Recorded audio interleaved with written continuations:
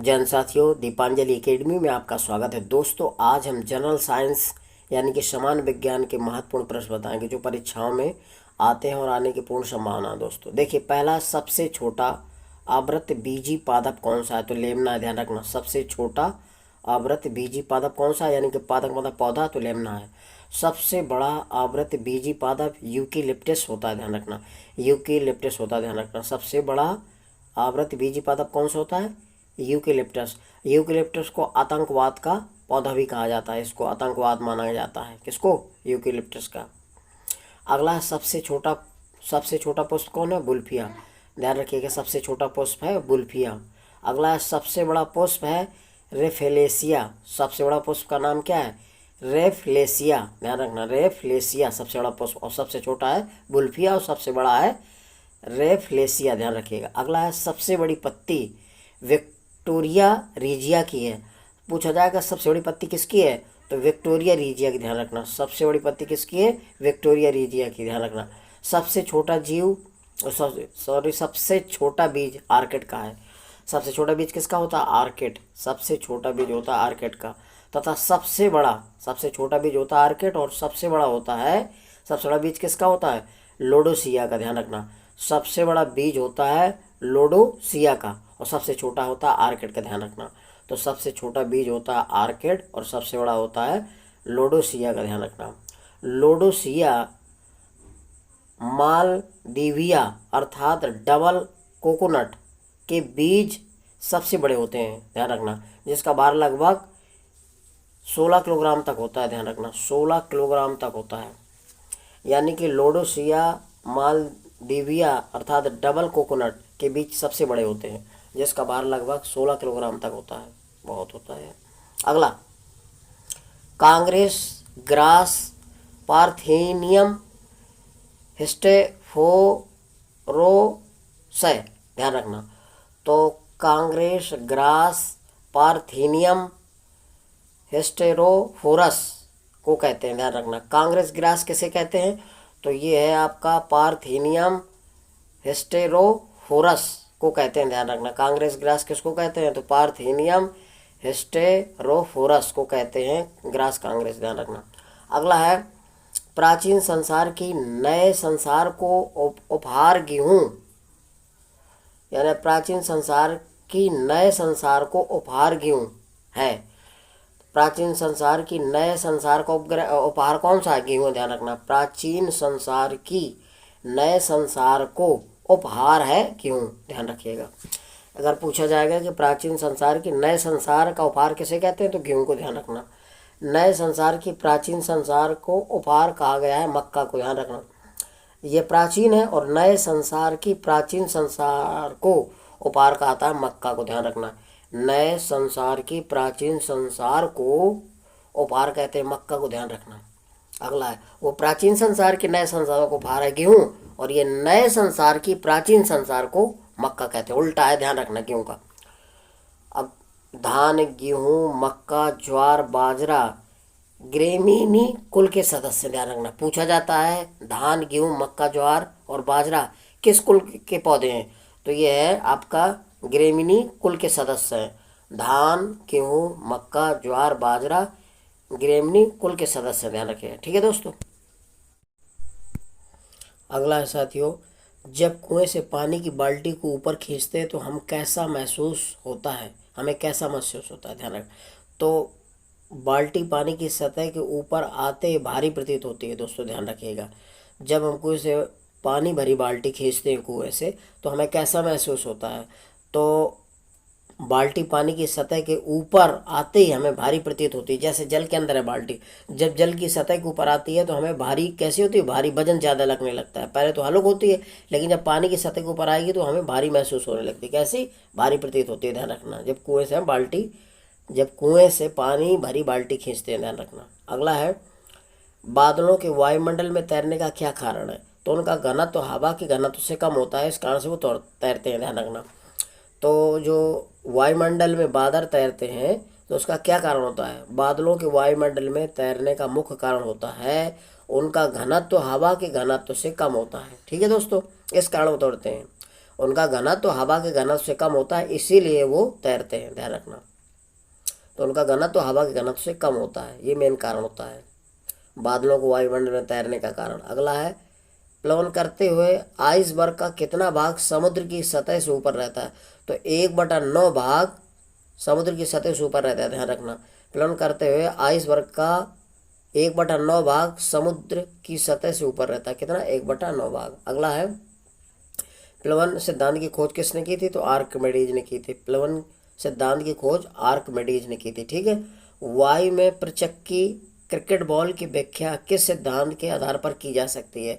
तो बर्नौली प्रमेय के आधार पर क्रिकेट बॉल की व्याख्या और वायु में प्रचक्की की व्याख्या की जा सकती है। किसके? क्रिकेट बॉल की व्याख्या किस सिद्धांत पर? तो बर्नौली प्रमेय के सिद्धांत पर क्रिकेट बॉल की व्याख्या और वायु में प्रचक्की की व्याख्या की जा सकती है। अगला है, लाइफ जैकेट डूबते व्यक्ति को कैसे बचाया जा सकता है?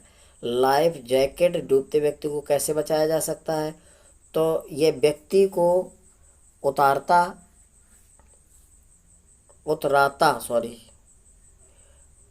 ये व्यक्ति को उतराता रखने के लिए उसके आयतन में वृद्धि कर देता है।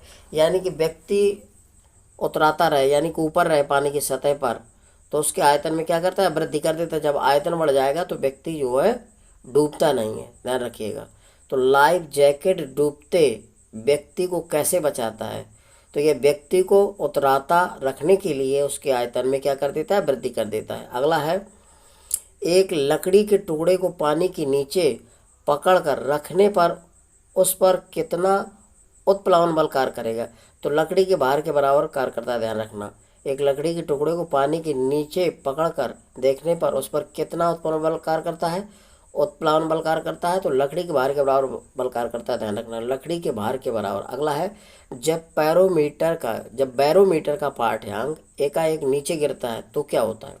तो आंधी आने की संभावना होती है। दोस्तों, जब बैरोमीटर का पाठ्यांक एकदम नीचे गिरने लगता है या एकाएक नीचे गिर जाता है तो इससे ये सिद्ध होता है कि आंधी आने की संभावना। जब बैरोमीटर का पाठ्यांक एकदम नीचे गिरता है तो इससे ये होता है कि आंधी आएगी, तो आंधी आने की संभावना रहती है। जब पाठ्यांक एकाएक नीचे गिर जाता है तो आंधी आने की संभावना होती है, ध्यान रखिएगा। अगला है, जब बैरोमीटर का पाठ्यांक धीरे धीरे नीचे गिरता है तो वर्षा होने की संभावना होती है, ध्यान रखना। जब बैरोमीटर का पाठ्यांक धीरे धीरे कम होता है, धीरे धीरे नीचे आता है तो हमेशा वर्षा होने की संभावना होती है, और जब एकदम नीचे आ जाता है तो आंधी आने की संभावना होती है, ध्यान रखिएगा। दोनों में अंतर समझिएगा।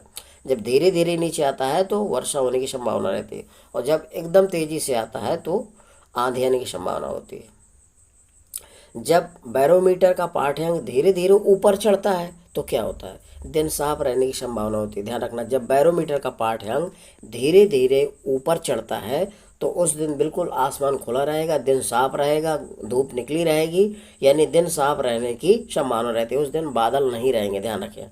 जब बैरोमीटर का पाठ्यांक धीरे धीरे ऊपर चढ़ता है तो क्या रहता? तो दिन बिल्कुल साफ रहता है, धूप निकलती है, आसमान बिल्कुल खुला रहता है, ठीक है, प्रकाश रहता है। तो ठीक है दोस्तों, अगला प्रश्न है, जिम्नोस्पर्म का मेवा किसे कहा जाता है? तो चिलगोजा को जिम्नोस्पर्म का मेवा कहा जाता है, ध्यान रखना। चिलगोजा को जिम्नोस्पर्म का मेवा कहा जाता है। पूछा जाता है दोस्तों कि जिम्नोस्पर्म का मेवा क्या है? तो चिलगोजा को जिम्नोस्पर्म का मेवा कहा जाता है, ध्यान रखें। अगला है, जीवित जीवाश्म उपमा किसे प्रदान की गई है? यानी कि जीवित उपमा किसे कहा गया? तो दोस्तों, साइकस, जिनगोबाइवोला व मेटासिकोया को जीवित जीवाश्म उपमा दी गई है, ध्यान रखिए दोस्तों। जीवित जीवाश्म उपमा किसे प्रदान की गई है? तो साइकस, जिनगोबाइवोला व मेटासिकोया को जीवित जीवाश्म की उपमा दी गई है, ध्यान रखिए। अगला है, विश्व का सबसे ऊंचा वृक्ष कौन सा है? तो सिकोया सेमपरविवेंस है, ध्यान रखना। विश्व का सबसे ऊंचा वृक्ष कौन सा है? तो सिकोया सेमपरविवेंस है, ध्यान रखना। विश्व का सबसे ऊंचा वृक्ष कौन सा है? सिकोया सेमपरविवेंस है, ध्यान रखिए, ठीक है। सबसे ऊंचा वृक्ष है, ध्यान रखना, विश्व का। इसकी ऊंचाई कितनी है? 120 मीटर ऊंचाई है। इसे कोस्ट रेड ऑफ कैलिफोर्निया भी कहते हैं, ध्यान रखना। जो इसको क्या बोलते हैं? कोस्ट रेड ऑफ कैलिफोर्निया, ध्यान रखना। कोस्ट रेड ऑफ कैलिफोर्निया भी कहते हैं, ध्यान रखना। किसको? सिकोया सेम्पर विरेंस को कहते हैं। और इसकी ऊंचाई कितनी होती है? तो 120 मीटर, ध्यान रखना। और इसे कहा जाता है कोस्ट रेड ऑफ कैलिफोर्निया, ध्यान रखना। अगला है किसकी लकड़ी से पेंसिल व स्केल व होल्डर बनाए जाते हैं? ध्यान रखना। किसके लकड़ी से पेंसिल स्केल व होल्डर बनाए जाते हैं? तो जूनिपेरस की लकड़ी से, ध्यान रखना। तो जूनिपेरस की लकड़ी से पेंसिल स्केल होल्डर बनाए जाते हैं, ध्यान रखना। जूनिपेरस की लकड़ी से पेंसिल स्केल होल्डर बनाए जाते हैं। अगला है दिया सलाई की तीलियां बनाई जाती हैं पाइनस की लकड़ी से। जो दिया सलाई माचिस होती है उसकी जो तीलियां बनती हैं तो वो पाइनस की लकड़ी से बनाई जाती हैं। दिया सलाई की तीलियां कैसे बनाई जाती हैं? पाइनस की लकड़ी से, ध्यान रखिए। अगला है तारपीन का तेल किससे प्राप्त किया जाता है? तो पाइनस चीड़ से प्राप्त किया जाता है। तो तारपीन का तेल जो है चीड़ से प्राप्त किया, चीड़ वृक्ष होता है और चीड़ को क्या बोलते हैं? पाइनस, ध्यान रखना। तारपीन का तेल किससे प्राप्त किया जाता है? तो चीड़ से प्राप्त किया जाता है और इस चीड़ को क्या बोलते हैं? पाइनस, ध्यान रख। अगला है जिम्नोस्पर्म पौधों में भ्रूणपोष बनता है निषेचन से पूर्व, यानी निषेचन से पहले बनता है। जिम्नोस्पर्म पौधों में भ्रूणपोष कब बनता है? तो निषेचन के पूर्व बनता है, ध्यान रख। निषेचन से पूर्व बनता है। जिम्नोस्पर्म पौधों में भ्रूणपोष बनता है निषेचन से पहले, मतलब निषेचन से पूर्व। अगला है चिलगोजा में खाया जाने वाला भाग कौन सा? संपूर्ण बीज खाया जाता है, यानी चिलगोजा को खाया जाने वाला भाग कौन सा? तो संपूर्ण बीज होता है चिलगोजा का, उसको पूरा खाया जाता है संपूर्ण बीज, ध्यान रखने का। चिलगोजा में खाया जाने वाला भाग कौन सा होता है? तो संपूर्ण बीज। अंडाशय विहीन पुष्पविद्ध है तो जिम्नोस्पर्म, ध्यान रखना। अंडाशय विहीन पुष्पविद्ध है, यानी कि जिसमें अंडाशय नहीं पाया जाता, वो कौन सा पौधा है? तो जिम्नोस्पर्म, ध्यान रखना। तो अंडाशय विहीन पुष्पविद्ध है तो जिम्नोस्पर्म, जिसमें अंडाशय नहीं पाया जाता। अगला है किसमस वृक्ष एरोकेरिया है जिम्नोस्पर्म। पूछा जाता है किसमस वृक्ष कौन सा है? तो जिम्नोस्पर्म को बोला जाता है किसमस वृक्ष। क्रिसमस वृक्ष बोला जाता है किसको? जिम्नोस्पर्म को। और इसी को बोलते हैं एरोकेरिया, ध्यान रखिएगा। चिलगोजा का सर्वाधिक उत्पादन कहाँ होता है? तो जम्मू कश्मीर में होता है। पूछा जाता है चिलगोजा का उत्पादन सबसे अधिक कहाँ होता है? तो जम्मू कश्मीर में। चिलगोजा का सर्वाधिक उत्पादन होता है दोस्तों जम्मू कश्मीर में, ध्यान रखिएगा। तो चिलगोजा का उत्पादन कहाँ होता है सबसे ज़्यादा? जम्मू कश्मीर में, ठीक है दोस्तों। अगला है दोस्तों द्रव बूंद द्वारा संकुचित होकर न्यूनतम क्षेत्र घेरने की प्रवृत्ति का क्या कारण है? तो संसंजक बल के कारण उत्पन्न पृष्ठ तनाव के कारण ऐसा होता है दोस्तों। द्रव बूंद द्वारा संकुचित होकर न्यूनतम क्षेत्र घेरने की प्रवृत्ति का क्या कारण है दोस्तों?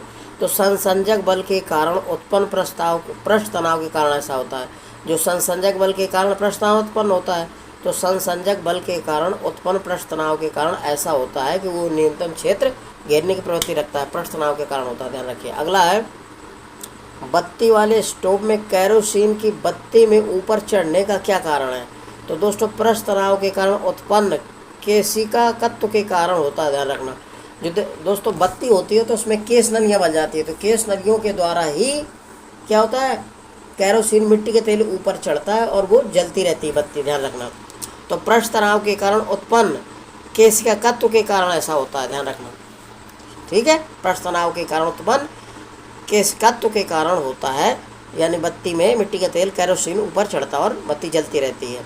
अगला है क्विक सिल्वर किस धातु को कहते हैं? तो पारा को Hg कहते हैं, ध्यान रखना। क्विक सिल्वर किस धातु को कहते हैं? पारा को कहते हैं। पारा का प्रतीक Hg होता है, ध्यान रखिएगा, ठीक है दोस्तों।